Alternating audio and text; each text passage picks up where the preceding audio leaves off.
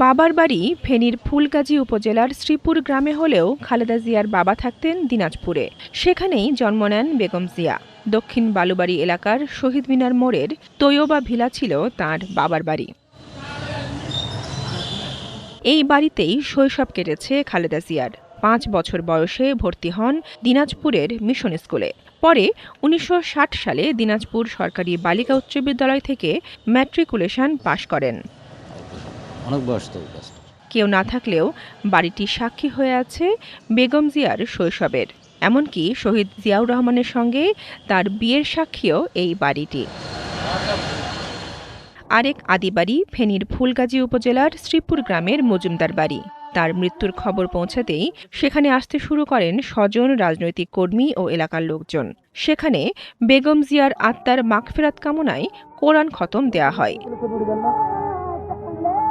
নেতাকর্মীরা জানান, ফেনীর সঙ্গে বেগম জিয়ার আত্মার সম্পর্ক ছিল।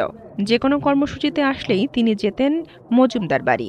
আমরা একটা স্লোগান দিতাম, ফেনীর মেয়ে খালেদা, গর্বমদের আলাদা।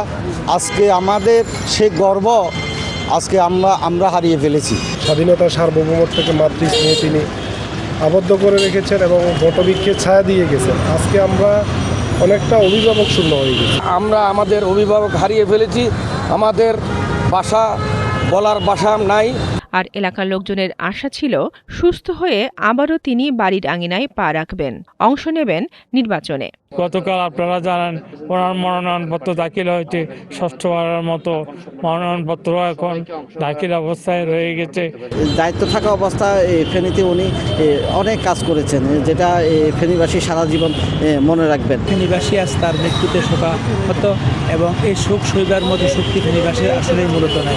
প্রতিক্রিয়া জানাবার মতো ভাষাটুকু আমরা হারিয়ে ফেলেছি। তো আমরা মিটিং করে আমরা আমাদের দলের পরবর্তী কর্মসূচি জানাবো ইনশাল্লাহ। বিএনপি চেয়ারপারসন বেগম খালেদা জিয়া এবারই প্রথম দিনাজপুর ৩ আসন থেকে প্রার্থী হয়েছিলেন। আর ফেনী ১ আসন থেকে ৫ বার সংসদ সদস্য হয়েছিলেন বেগম খালেদা জিয়া।